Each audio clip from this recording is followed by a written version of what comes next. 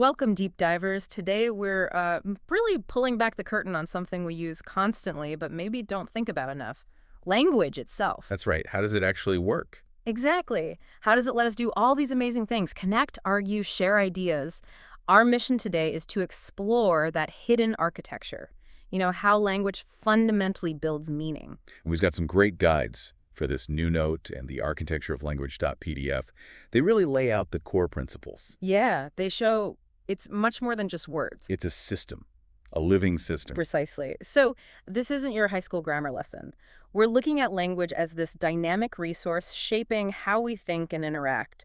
Prepare for some aha moments, because once you see the design, you really can't unsee it. Absolutely. So let's start right at the core. Language isn't just a pile of words, is it?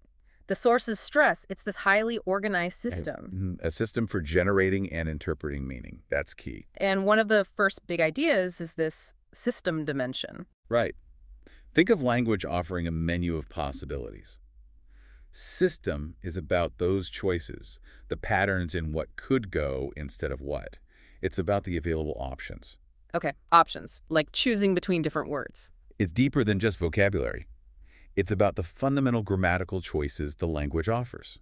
It contrasts with structure, which is about how things combine. System is the potential before combination. Gotcha. So can you give an example, something concrete? Well, the source uses the polarity system. Every time you make a statement, you choose. Is it positive, like it is raining, or negative, it's not raining? Okay. That's a fundamental choice built into the grammar itself. Exactly. That's a system. The source phrases it technically. Right. All clauses select in the system of polarity whose terms are positive and negative. It's a choice you have to make.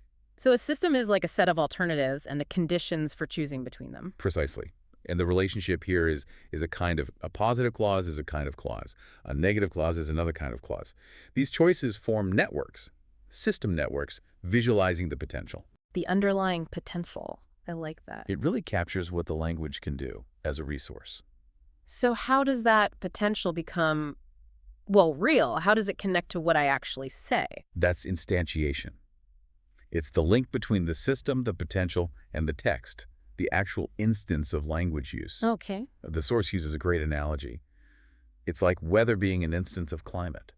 Climate is the overall potential pattern. And weather is what happens right now. Exactly. Your sentence is the weather, drawn from the climate of the language system. Okay, that makes sense. So we have this potential, these systems of choice. How do we build with them? What are the bricks and mortar? That's structure. If systems is what could go instead, structure is what goes together with what? It's compositional. Synagmatic ordering, right? Right. Is a part of relationship. How smaller bits make bigger bits. Layers. And this applies across different forms of language. Yes, we see constituency everywhere. And phonological constituency, you go from a whole melody down through tone groups, rhythmic feet, syllables, to phonemes. Feet, like poetic feet. Sort of, yeah. The basic rhythm unit in speech. And tone groups handle the melody, the flow. Okay. And in writing. Graphological constituency. Sentences have subsentences, words, letters. Pretty straightforward. And the big one, grammar. Lexicogrammatical constituency. This is key. Clause complexes break down into clauses into phrases or groups, then words, then morphemes, the smallest meaningful bits. And you mentioned the clause is crucial here, the central processing unit. Yes. Think about it. It's in the clause, subject, verb, the core structure that meaning really gets assembled into a complete thought. That's where the action happens. Exactly. It's where different kinds of meaning, which we'll get to, are mapped onto each other. Take the quick brown fox jumps over the lazy dog. Okay. The quick brown fox isn't just 3 words. It functions as one unit, a noun phrase constituent. It's a building block within the clause. You can test that, right? Move it around, replace it with it. Precisely. Constituency tests show how these parts function together. So systems of choice, structures for building, but you also mentioned layers, like a cake. Yeah, good analogy. That's stratification. Language isn't flat. It's organized into levels or strata. Okay, what are they? We have semantics, the meaning itself. Then lexicogrammar, the wording, the grammar. Below that, phonology, the sound patterns. And finally, phonetics, the actual physical production of sound. And they're connected. Yes, through realization. Each stratum gives form, gives expression to the one above it. Sound realizes wording. Wording realizes meaning. And semantics is at the top, the meaning layer. Correct. It's the highest stratum. The sources call it the interface between our experience of the world, our relationships, and how we turn all that into linguistic meaning. Wow. Okay, so systems, structure, strata. It's intricate. But why is it like this? What's the point? What does language actually do? Purpose. That leads us to metafunctions. Language isn't just doing one thing. It's juggling three core jobs simultaneously, all aimed at creating meaning. Three jobs at once. Okay. First, the ideational metafunction. This is how language represents the world, how it construes human experience. It names, categorizes, figures things out. It's like language providing a theory of reality. Language as reflection. Exactly, reflecting our understanding of the world. Mm. Then second, the interpersonal metafunction. This sounds like interaction. Precisely. Yeah. It enacts personal and social relationships. It's how we do things to each other with words. Ask questions, give orders, make promises, express feelings, build connections. This is language as action. Informing, questioning, commanding, all that. And third, the textual metafunction. This one's a bit different. It's the organizer. How so? It enables the other two. It weaves the ideational and interpersonal threads together into coherent text. It manages information flow, creates cohesion, makes sure things hang together logically. Without it, you just have jumbled ideas and actions. What's the glue? In a way, yes. It makes discourse possible. And the amazing thing is, the whole architecture of language, its grammar, its systems, seems to be organized around these functions. They've shaped how language evolved. That makes sense. Function drives form. And it all happens somewhere, right? Meaning isn't made in a void. Absolutely not. That brings us to context. Text always functions in context, understood by the people involved. The context of situation. Exactly. And we analyze it using three key variables. First, the field. Field. Like the topic. Essentially, yeah. What's going on, the social activity, the subject matter. Talking physics is different from ordering coffee. That's field. Okay, what's next? Tenor. This is about who is taking part. The people involved. Right. Their roles, their status, how well they know each other. Talking to your boss versus your child involves different tenor settings. Definitely changes how you speak. And the third? Mode. This is about what role language is playing. Is it written or spoken? Dialogue or monologue? Planned or spontaneous? A text message versus a formal lecture? Got it. Field, tenor, mode. And here's the powerful link. Field tends to influence your ideational choices. The what? Tenor strongly connects to your interpersonal choices, the who and how. And mode shapes your textual choices, the organization and flow. Wow, so context and the core functions are deeply intertwined. Completely. The system operates within its environment. Think about different activities like reporting news versus telling a story. They use language differently based on field, tenor, and mode.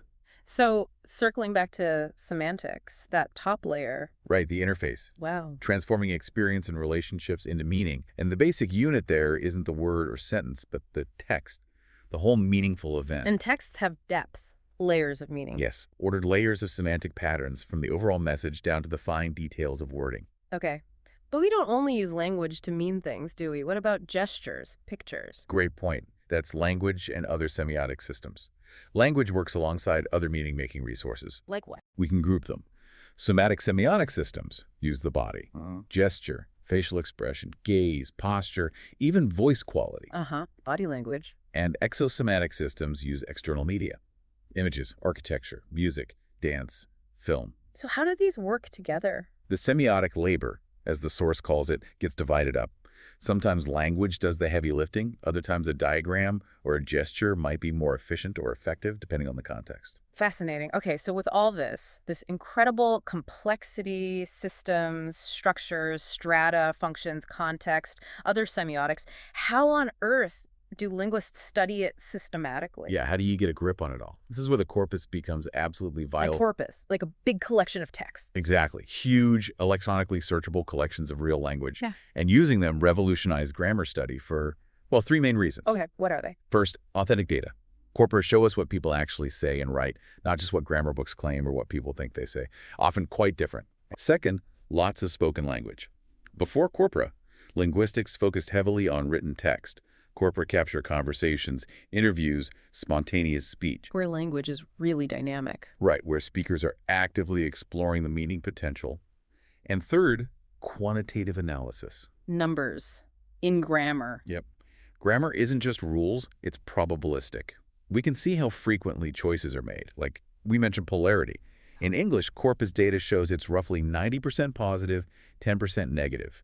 You only see those patterns with large amounts of data. So theory needs data. Data informs theory. It's a dialectical complementarity, as the source puts it. You need both. And how does that play out in the actual work?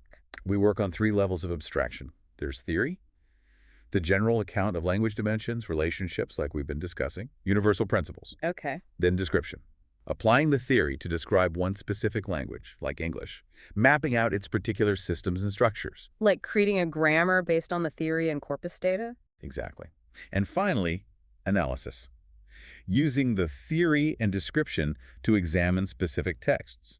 You look at a conversation, an email, an article, and see how the instantial patterns the choices made in that text relate back to the overall system. Connecting the specific instance to the general potential. Precisely. Approaches like systemic functional grammar aim to provide all three. Yeah. The theory, the descriptive tools for a language, and the framework for analyzing actual texts. What an amazing framework. We've gone from the potential within the system through the building blocks of structure, the layers of stratification, the core jobs or metafunctions, the influence of context. It's just vast. It really is. It completely reframes language, not just words, but this intricate living architecture for creating meaning between us. It's fundamental to who we are. So maybe a final thought for you, our listeners, to mull over. Yeah, try this.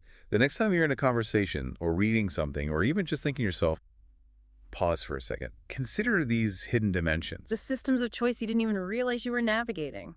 The layers of structure building the meaning. The different jobs the language is doing simultaneously. And how the context, who you're with, what you're doing, how you're communicating is shaping everything. What new insights does seeing that underlying architecture give you about your own communication? About how we all connect and understand each other? Something to think about.